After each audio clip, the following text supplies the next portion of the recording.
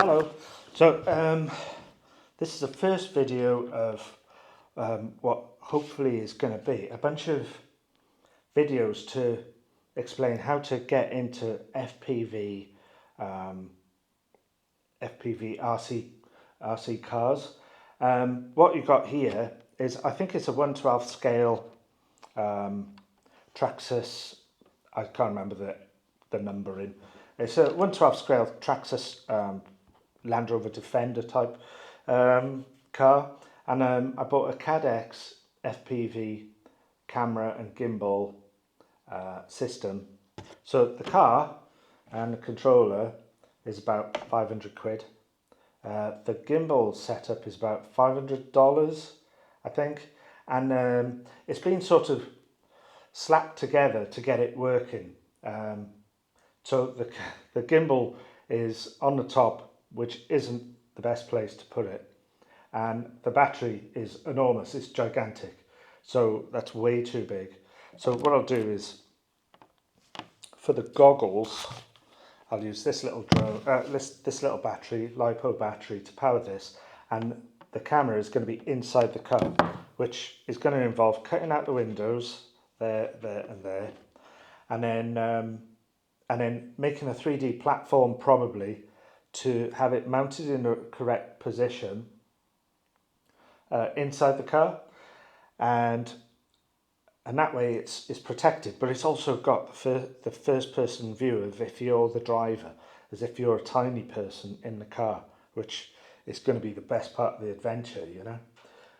So at the minute, I've done a test drive down the street. I'm in my girlfriend's garden, and it does work. It works quite well, but the range of the car was only about 150 meters. So the camera worked great. The camera worked great, no problem with signal over those 150 meters. But the problem with range is this, and what I want is a really long range car. I want to be able to potentially go miles. So there's another controller, which I can't remember the name of, because they all have these daft abbreviations and code words and whatnot. So what I'd like to do is upgrade to a different controller. There's one with a big screen here, and there's this other add-on that you stick there, and it's got a big aerial, and it just gives you range into miles. That's the first place I'm going to go with this, I think. So the next thing for the next video, this will be inside. There'll be a small battery powering it. I'll do a test in the street. I might be able to get a video of it if I put one of the SD cards in the goggles, which I will turn on now. So I'll be able to capture footage in the street. So I'll demonstrate it working now. So it's a bit wibbly wobbly because it's just bag tied on, zip tied. So there's a bit of a boot up time. Oh, and you might need, if you're a reading glasses type person, you probably need a prescription lens. I'm not sure how to go about doing that. I'm guessing maybe go into the opticians and see what they can do. So when you turn it on, this is pointing all haywire.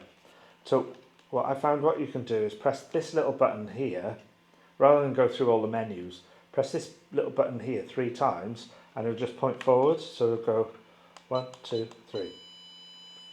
See? And now it's aligned to this, and it looks amazing. I think you can go up to 1080p resolution, something like that.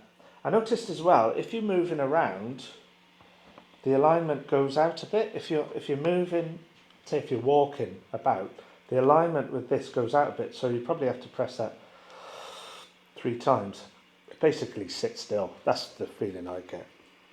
Anyway, that works, and I'm really chuffed with it. It's really good. The goggles are yeah, they're quite good. They're a bit small for my gigantic head. So anyway, turn that off. It could do with an on-off button, like, because this is really quite a nasty, it's really tight, and those wires are very tiny. But yeah, so this is a clipless model as well. So it's got like little wedges here, which you undo to get inside. And then it's got cool suspension. And then, oh, I believe you have to turn the controller on first, and then the model. Right, clip that in, and then press that button there on the blue thing. I don't know what it is, receiver. And then, oop. Yeah, that's all ready to go. So if it's got that little camera in there on a platform, wherever just back from the windscreen where a person would sit, tiny person, that's where it's going to be. So I'm not entirely sure how I'm going to do the platform. I'll need some place maybe to bolt it to, something like that. I'll figure it out anyway. Yeah, and I'll 3D print the platform. Something I noticed with this model is the reverse is a bit hit and miss. See, there you go. So it works, but not all the time. There, didn't work, but it did then. No idea, maybe that's a feature. It's got high speed and low speed, which is that one, which I figured that out in my girlfriend's garden. And that's basically it, really. I think I really want to upgrade the range on it, and I think there's a gadget with the big aerial that goes on the side, and then you also have a receiver for that which you swap out. That's about as much as I know at the minute. You know, this is a new hobby for me. I fly drones. I got a DJI FPV drone, and I've had it for about 4 years.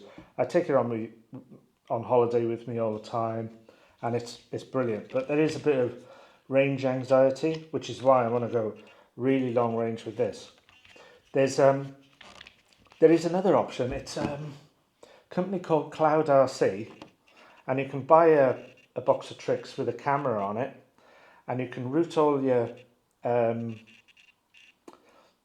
controls and your signals and stuff through their little box of tricks. It's about $500,